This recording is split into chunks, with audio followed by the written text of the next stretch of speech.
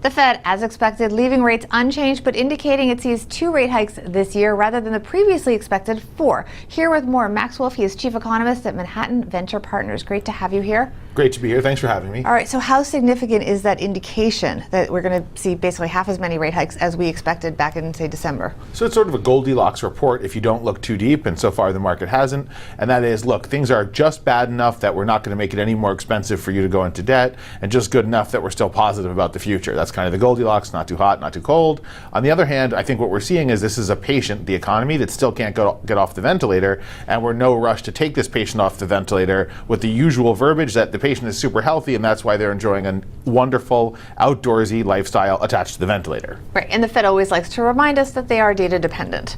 Yep, and look, the data's been a little bit harder to make sense of than I think that the initial comments suggest. So we keep hearing about inflation. Inflation is actually negative, which is not a good sign. It's a bad macro print.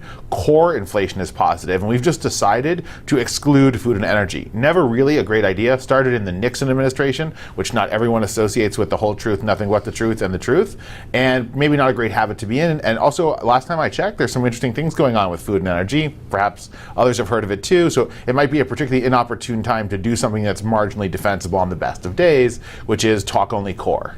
It sounds like you're skeptical about whether they're on the right track. Look, I don't think the Fed has a lot of options here, so I'm not a big Fed basher. I think the world's full of what I call Fedophobes and Fedophiles. So there's people who believe the Fed can magically touch anything and make it right, or everything that goes wrong is secretly the Fed, right? I ascribe to neither of those rather crazed belief systems, but I do think the following. Asking the Federal Reserve to make monetary and fiscal policy because Washington, D.C. doesn't function and we don't pass laws, and also somehow repeal the business cycle is a lot to put at their plate. They do try pretty well, but the problem is they've tried too hard too long, they don't have a lot of dry powder, and we've gotten very addicted to this particular economic ventilator instead of going through the cycle, which, painful though it is, we probably need to do. And speaking of Washington, politics are heating up. That's kind of the understatement of the day. As we get more and more into the election season, how much political risk is there? Because a lot of congressional Republicans really want to put a leash on the Fed, really want a little more control. Well, I mean, I think one thing that's sort of interesting in the broader picture is the market is seriously pricing about a 0 probability of a Trump victory. We know that because you'd see some kind of reset. Both Trump and Cruz, the presumptive sort of folks with delegates left on the Republican side here, so one of them is likely to get there, although, it's still too early to tell, and it could be Kasich or someone else. That notwithstanding, they both said things about the Fed, they both said things about international policy and domestic economic policy, particularly Donald Trump, that would make the markets react quite violently in a negative direction were we handicapping their victory, which it looks very, very, very clear that we're not. The other thing people should keep in mind is election years mean instability, they mean high passions in weird areas for markets, and less visibility, none of which is constructive. For now, though, the markets did seem to like this.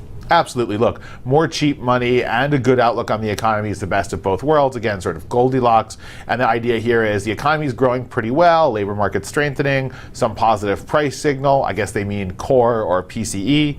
And so generally pretty good on that front, which I would agree with. Pretty good, but the United States remains good in the sense of being the cleanest dirty shirt in a global hamper with some real stinkers in it. So bottom line, where do we go from here?